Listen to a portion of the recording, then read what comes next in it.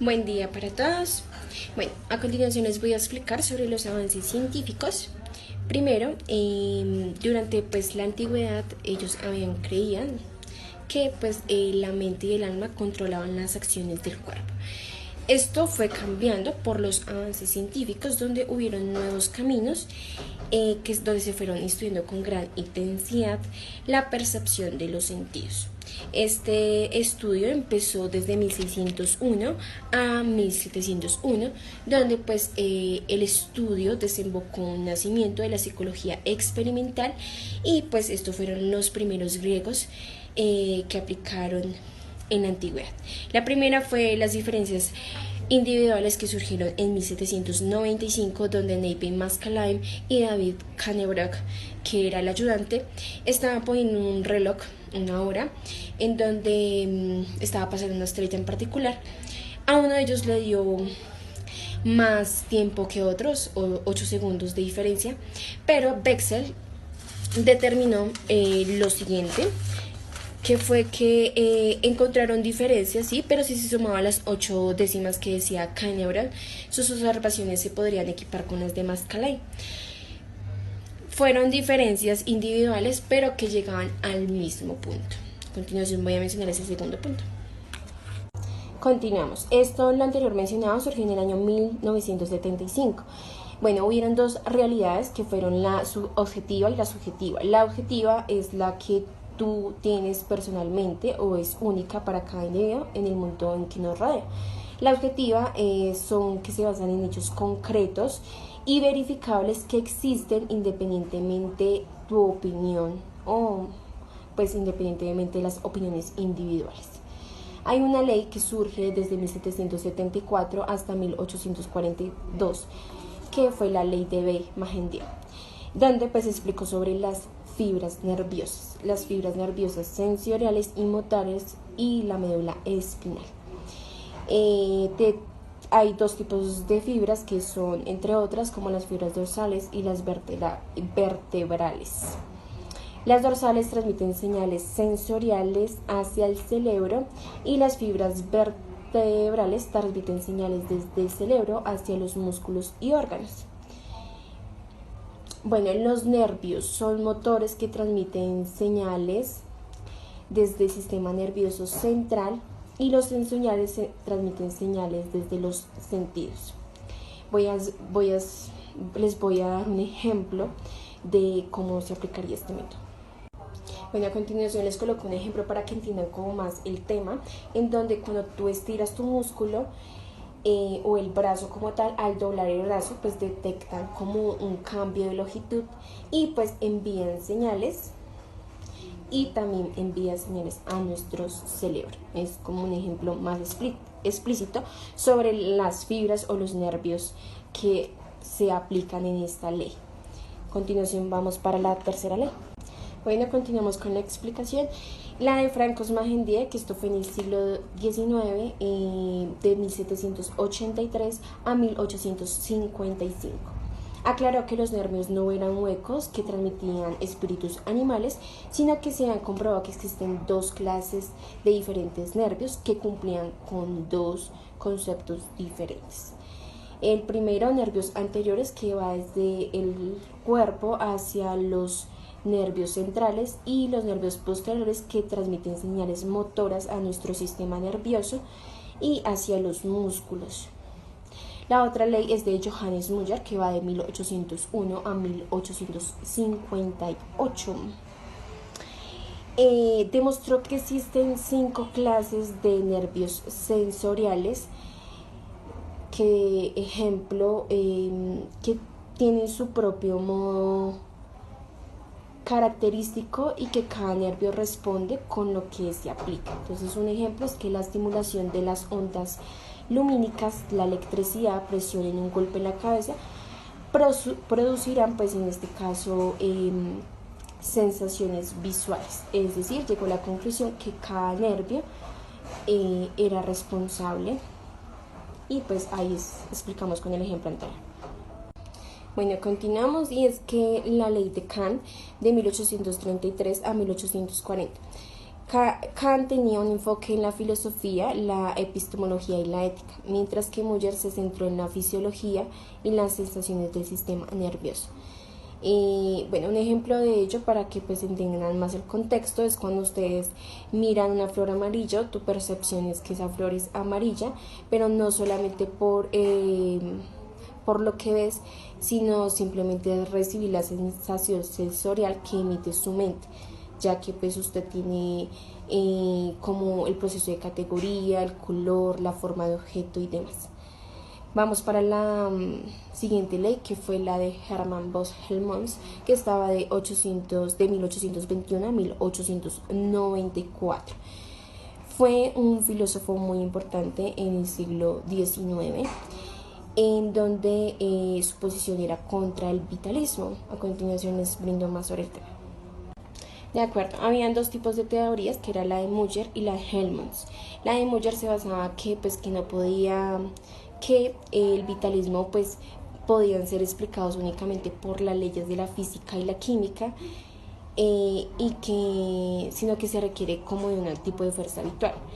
La teoría de Helmholtz es que se centró en la física o en la biología y la fisiología en la búsqueda de explicaciones científicas basadas en las leyes naturales en lugar de recurrir a la fuerza vital. La fuerza vital es una supuesta energía que no es física. Y a continuación les van a explicar más temas. Voy a darle continuidad a las teorías de las que anteriormente estaba hablando mi compañera. Para ello, sigo con la teoría de la percepción. Los estudios de esta misma teoría no comenzaron sino hasta el siglo XIX, con su principal investigador, que fue Hermann Helmholtz, un médico y físico alemán, el cual realizó experimentos de acústica y oftalmología. La teoría de la percepción ayuda a distinguir una figura y un fondo con los estímulos que recibimos. Para ello, él planteó un experimento, el cual era unos lentes que desplazaban el campo visual varios centímetros a la derecha o a la izquierda. Y así demostró que después de ciertos minutos ocurría una adaptación perceptual. Siguiendo con la percepción auditiva, sus estudios se iniciaron a mediados del siglo XIX. Es el resultado de procesos psicológicos que tienen lugar en el sistema auditivo central y que permiten interpretar los sonidos recibidos y demostrar cómo las fibras cortas responden a frecuencias más altas y asimismo cómo las fibras más largas responden a frecuencias más bajas. Continuando con la teoría de la visión del color, cuando sus estudios fueron entre los años 1853 y 1868. La teoría del color es aquella que utiliza para explicar cómo se generan los colores que conocemos. Es decir, el ojo humano capta los rebotes de luz con diferentes longitudes de onda que no son absorbidas por el objeto. Esas son las que le dan color. Si el objeto es invisible, o en este caso la luz atravesaría por completo la visión. Y finalizaríamos las teorías con la teoría de las señales, la cual sus estudios iniciaron en 1954. De esta, lo que nos explica es que hay una relación existente entre el estímulo físico y la percepción. Artículo 13. Determinaban el carácter de una persona mediante un análisis, el cual evaluaban su postura, sus movimientos, sus rasgos faciales. A eso le llamaban fisonomía. Para 1800, el fisiólogo alemán Joseph Gall determinó tres facultades que cambiarían la historia de la psicología. La primera era que las facultades mentales no estaban en igual medida en todas las personas. La segunda era que las facultades se albergaban en diferentes partes del cerebro. Y la tercera era que dependiendo de su desarrollo de esa facultad, se localizaba y se veía reflejada en una parte del cráneo. Y creía que las facultades de una persona podían determinarse por medio de un examen, donde medían las protuberancias y depresiones que tenían en el cráneo. A este estudio se le llamó la frenología. Él fue el primero en sugerir una relación entre el desarrollo de la corteza cerebral y el funcionamiento de la mente. En 1815 el término de frenología tomó popularidad por el doctor Caspar Spruchain en su obra de El sistema fisionómico de los doctores Gall y Spruchain, donde decía que el hombre se podía estudiar de forma científica y que los fenómenos de la mente se podían estudiar de forma objetiva. Para 1822, el médico Charles Cadwell fundó la Sociedad Frenológica. Él mismo en 1824 publicó una obra que hablaba de los elementos de la frenología, y el segundo volumen de esa obra fue en 1827. En 1832 el doctor Spruchain llegó a Estados Unidos, donde le dieron una bienvenida como un héroe. En este mismo año falleció y el día de su entierro fundaron la Sociedad Frenológica en Boston. En 1831 el doctor Paul Broca descubrió la ubicación de la corteza cerebral tras un estudio que le hizo a un paciente de un hospital psiquiátrico que no podía hablar. O sea, él falleció y pues por medio de esta autopsia fue que pudo hacer su estudio.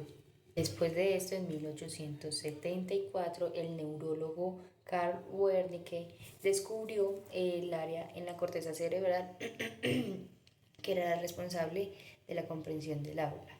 Esta área está ubicada en el lóbulo temporal izquierdo y al cual se le dio por el nombre el área de Wernicke. Yo les voy a hablar sobre los padres fundadores de la psicología experimental.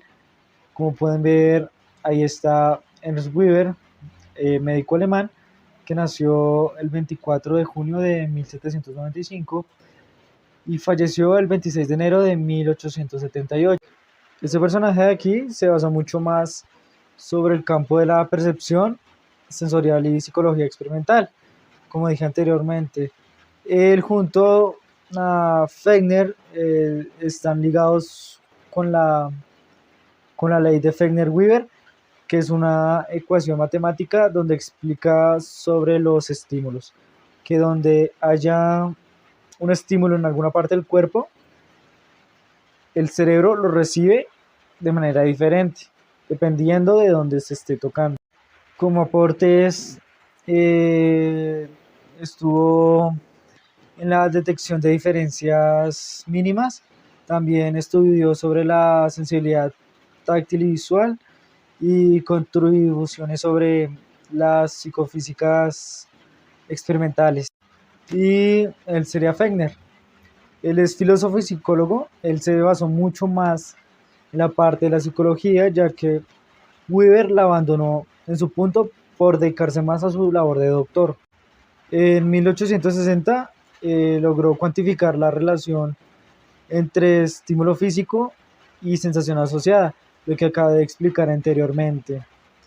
Y como pueden ver en la siguiente imagen, les voy a mostrar la imagen donde se explica la cuestión. Aquí, como pueden ver, se explica y cómo quedaría. También como aportes están anteriormente la ley de Weber-Fechner, es la psicofísica experimental, concepto del umbral absoluto, es donde el punto del estímulo se siente y se vuelve lo suficientemente intenso como para hacer que el cerebro lo vaya recibiendo. También está la psicología en forma, donde explica la percepción de formas y patrones. Y por último está la filosofía de la naturaleza y la mente, donde explica que son dos partes diferentes. Buenas noches.